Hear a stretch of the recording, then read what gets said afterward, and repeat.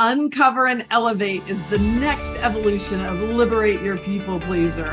I'm Brenda Florida, certified life coach, and after coaching hundreds of clients, I am unapologetically clear on this. People pleasing is a symptom with a deeper cause. Being in a toxic relationship or career and feeling trapped has a deeper cause. Avoiding difficult conversations has a deeper cause. Self-sabotage, imposter syndrome, confusion, feeling insecure, all have a deeper cause. In Uncover and Elevate, we are going to look under the hood every week to uncover what the deeper causes are that shape our lives, including the ones that make breaking a pattern, even one we want to break, so hard. Then we will elevate our lives with tools designed to transform those deeper causes and deal with the symptoms. Join me each week as we uncover and elevate our lives. And now, here's this week's episode of Uncover and Elevate. Hello, everyone. Let's talk today about the difference between empowering questions and disempowering questions, because I had a client recently who is very smart, very evolved, very self-aware, and in her describing her frustration of what was going on in her life, I saw this pattern of questions, which didn't sound bad on the surface. Why, when I do this, is that happening? Why aren't I able to move forward on this goal in my life? Those sound like reasonable questions. But in fact, they were moving her in a place that led to very critical answers. And I have found over the years with myself, because coaches I've been working with have pointed it out to me, to the point that I notice it now. I can feel it now in my body when I start doing this. And I see it a lot with clients, is they are asking themselves questions in an attempt, to come up with a good answer, right? Self-inquiry. But the questions themselves have a tendency to lead us into a critical, judgmental, limited, or scarcity wrapped answer. Okay. So if you feel like my client who felt like they weren't moving, even though they were unhappy with their career situation, they also weren't really moving forward on doing something about it. And so, the question is, well, why? I'm so uncomfortable. I'm so unhappy where I am. Why am I not finding the energy to, move forward and start looking for different work? That sounds like a great question on the surface. But what I find it leads to are disempowering answers that turn into some version of something wrong with us, right? So that her answers kept going into, I guess I'm just not motivated, or I'm not able to take action when I want to. It all turns into this self-criticism of kind of what's wrong with me, that I'm not doing this. So I have learned over the years to rarely ask myself why when I'm seeking an answer. So the context I like why in, let's see, seeking an answer. So let me just lay this out, because I'm gonna talk out of both sides of my mouth. I didn't really mean what I just said. So I like why when we want to understand our motivation for something. Why do I want a new car? Why do I want a new job? Why do I want a new house, a new relationship, a bigger business, to make more money? Like, what's my motivator? So when you're asking the why question to find out what's at the core of what makes me want this, then why is a great question. Okay. But when we're trying to find an answer to a problem, then I find it is not a good way to start a question. It sort of ends up to be like, why do babies die? And there's just no good answer. So I don't like to use why questions unless I'm sort of digging for my motivation in something. I want to use a question that will lead me in an empowering way. So in this same session as this client is asking these questions that seem like good questions. Why am I not motivated even though I know I'm ready for a change? That seems like a good question. But because the answers coming up were, well, I must not be, that turns into there's something wrong with me. I'm not doing it right. I'm not good enough. I'm not smart enough. I don't have enough money. Everything that leads to that way. I want you, even just as you hear me say those things, and maybe think about a situation like this in your own life, feel how it's like boxing you in. That's how it feels to me when I accidentally do this to myself. And I remember the first time I was being coached through it, because I thought these were really smart questions, right? What I realized is in my body, what I feel like is like I've just walked myself from, big outdoor open space where there are lots of possibilities, right? If we want to think of the metaphors for this. So like if I'm standing out in an open field and I am open to infinite possibilities, and infinite possibilities are all around me that I can go, seek out, receive for myself, I am open to all those infinite possibilities.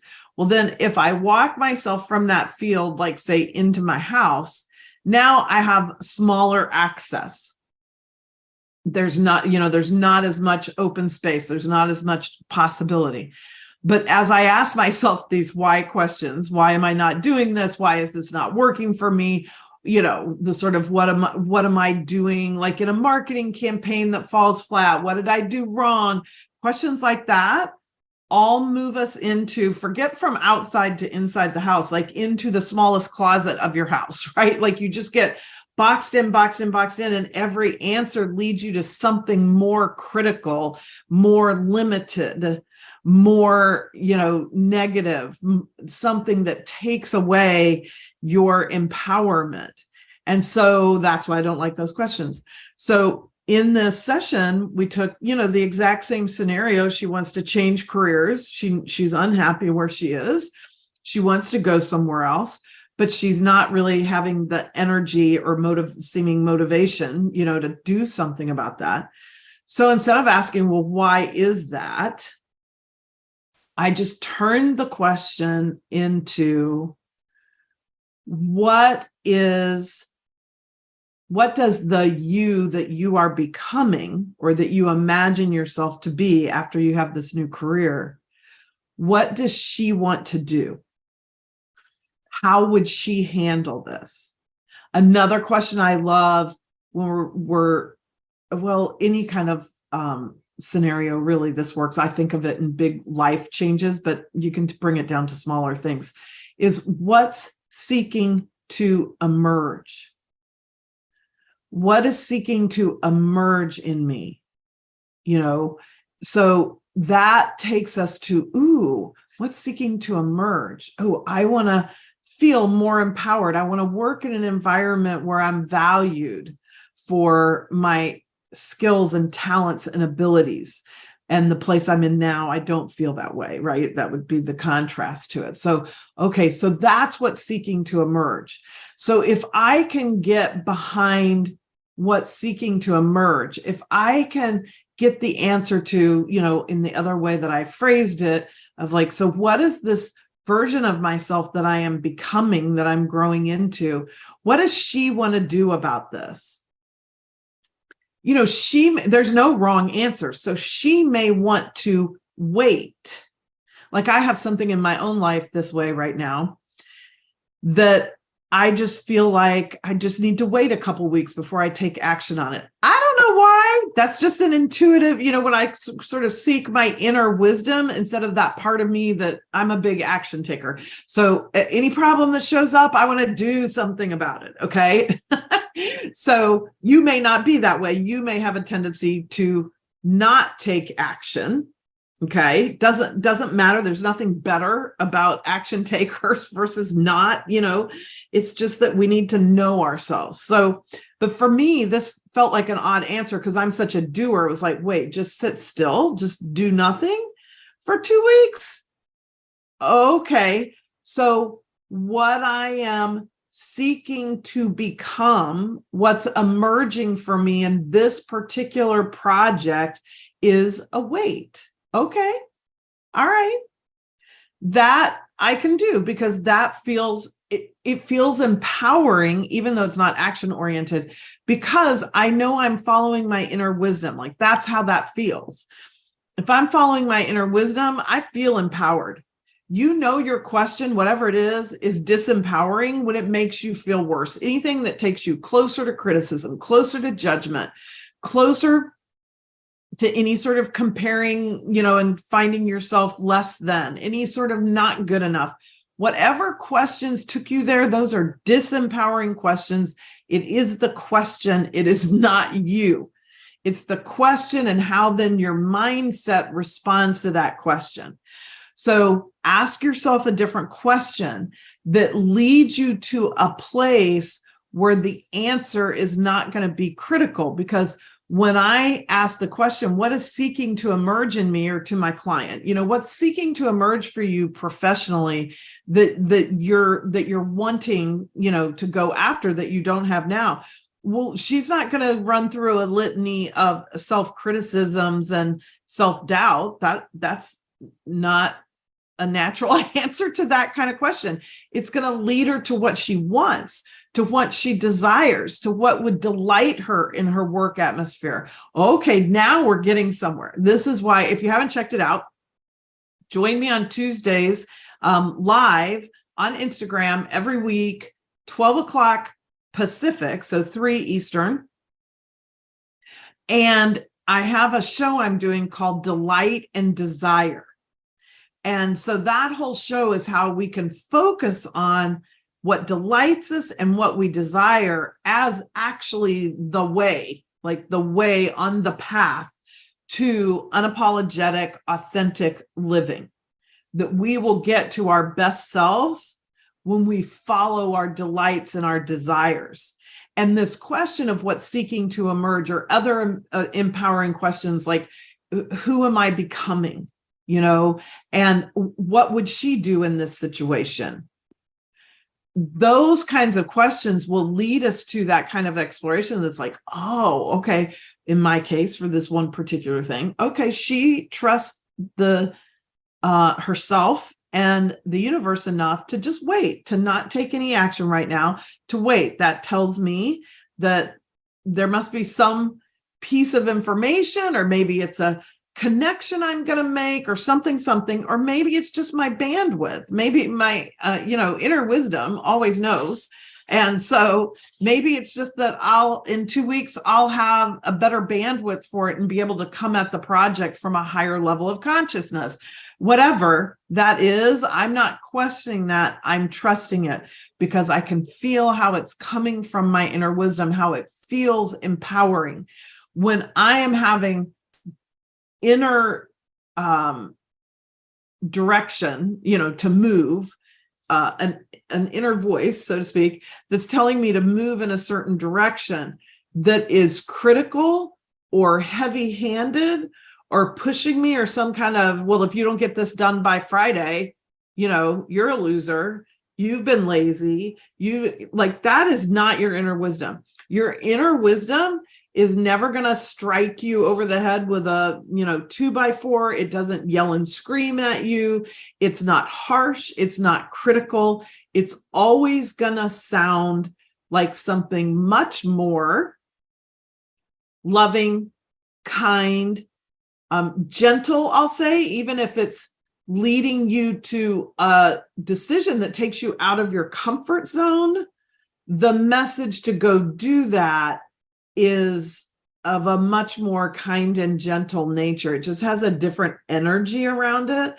And anytime we're getting criticism, not good enough, any of those things, that is not your inner wisdom. That is not your higher consciousness. That is not the divine.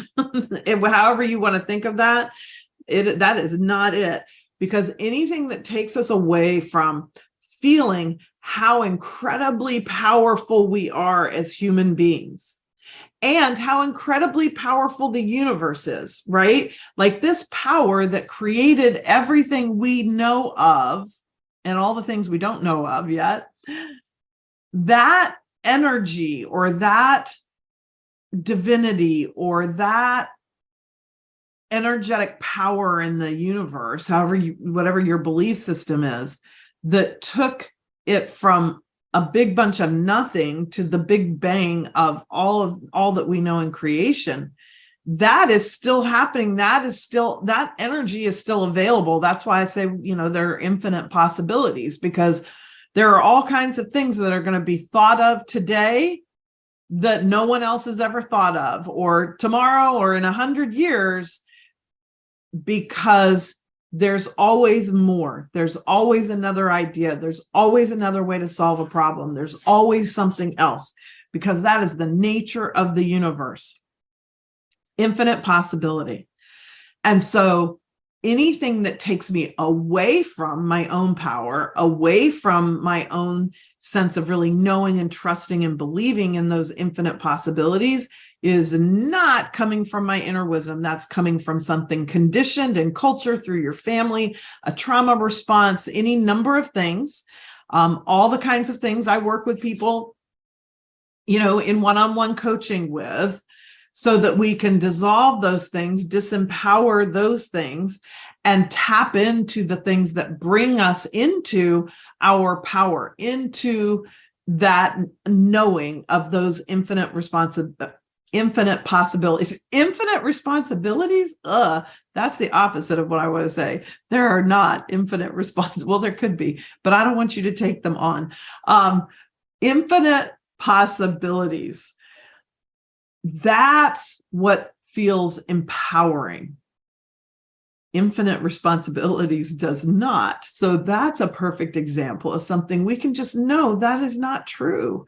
It can't be true. It may feel true. So this is where we can't always, I'm going to say, trust our feelings, because while our feelings, there's nothing wrong with how you feel, and there's nothing bad about what you feel, but your feelings don't always reflect what's truthful, right? Like you can feel like, I'm mad at you because I didn't return your call yesterday and you text me and I didn't text back. And so you feel like I'm mad at you, or I'm resenting you for something. We do this all the time with family and friends.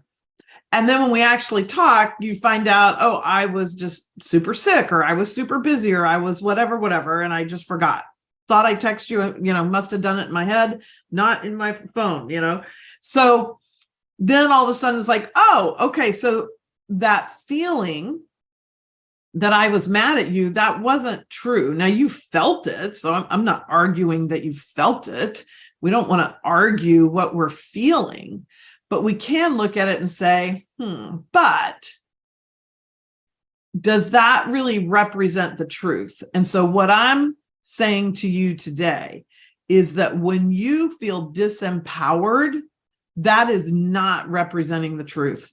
It may be exactly how you feel, and I understand that. But what takes us to that feeling of disempowerment are self-criticisms, are comparing ourselves and coming up short, all those kinds of things.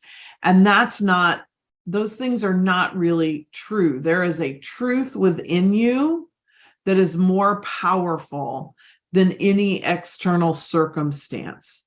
And even when we're in a tough spot, a job that needs to be left, a relationship that needs to be left, a really difficult conversation, even when we're in a tough spot,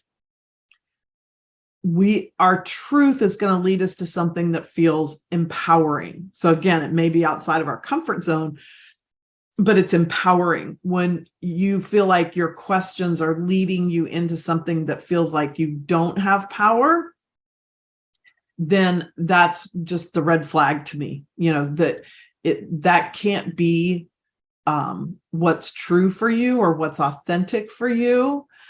And so to look at the way you're asking the question, and try one of these, like what's seeking to emerge, or what would the future version of myself respond to this? How would my best friend respond to it this way? Like the idea of someone who knows me, loves me, and always sees me at my best, how would they respond to it? So let's say I got some sort of critical feedback for myself. Like, let's say I get a hater on Instagram. And if I start to take in that there's some truth to what they're saying, and maybe I should not, talk about this or be the way I am, they hate my purple hair, whatever, that's going to take me into a feeling of disempowerment, and my actions are going to follow that. So I know it can't be true for me. Okay. It can't be true if it leads me to disempowerment. What is true always leads me to empowerment. I may have to come to terms with the fact that there are people that are going to be haters in what I say publicly and how I look, whatever it is. Okay. But having haters in and of itself doesn't have to be disempowering. It's the story we tell ourselves about those haters, right? As to whether or not it's disempowering. So I would love to hear your thoughts on this. I would love to hear if you try using one of these questions of what's seeking to emerge, or how would my future self, or the person I'm becoming, the me that I'm becoming, how would they solve this problem or respond to this person?